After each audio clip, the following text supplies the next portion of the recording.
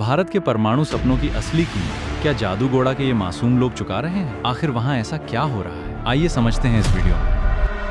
झारखंड के पूर्वी सिंहभूम में बसा है एक छोटा सा गांव जादूगोड़ा। लेकिन भारत के लिए यह कोई मामूली गांव नहीं है। साल 1951 में यहाँ यूरेनियम का भंडार खोजा गया और 1967 में जादूगोड़ा भारत की पहली यूरेनियम माइन बन गई। यहीं से निकला यूरेनियम भारत के न्यूक्लियर प्रोग्राम की ताकत बना। लेकिन सवाल है, जिस जादूगोड़ा ने देश के परमाणु सपनों को ताकत दी, उसी जादूगोड़ा के लोगों को बदले में क्या मिला? दिव्यांगता, गंभीर बीमारियां, जन्म से जुड़ी शारीरिक समस्याएं और कई परिवारों की ऐसी दर्दनाक कहानियां जिनका असर एक पीढ़ी से दूसरी पीढ़ी तक भी फैल जाती है। जादूगोड़ा की ग्राउंड रिपोर्ट्स में स्थानीय परिवारों ने दावा किया है कि कई घरों में दिव्यांगता से जूझते लोग हैं। कुछ महिलाओं ने बार बार गर्भपात और जन्म से पहले अपने बच्चों को खोने की दर्दनाक कहानियां भी बताई हैं। लेकिन आखिर ऐसा क्यों? यूरेनियम निकालने और प्रोसेस करने के बाद बड़ी मात्रा में वेस्ट बचता है, जिसे टेलिंग्स कहा जाता है। इस वेस्ट को बड़े बड़े टेलिंग पॉन्ड्स में रखा जाता है और दशकों से आसपास के गांवों के लोग यूरेनियम माइनिंग और उसके वेस्ट पर सवाल उठाते आए हैं। 2025 में प्रकाशित एक पीयर रिव्यूड स्टडी ने माइनिंग साइट के पास 3 गांवों के 37 लोगों और 4 हेल्थ वर्कर्स से बात की। स्टडी में respiratory problems, skin diseases, reproductive health issues और कंजेनिटल तथा डेवलपमेंटल डिसेबिलिटीज जैसी गंभीर हेल्थ कंडीशंस रिपोर्ट की गईं।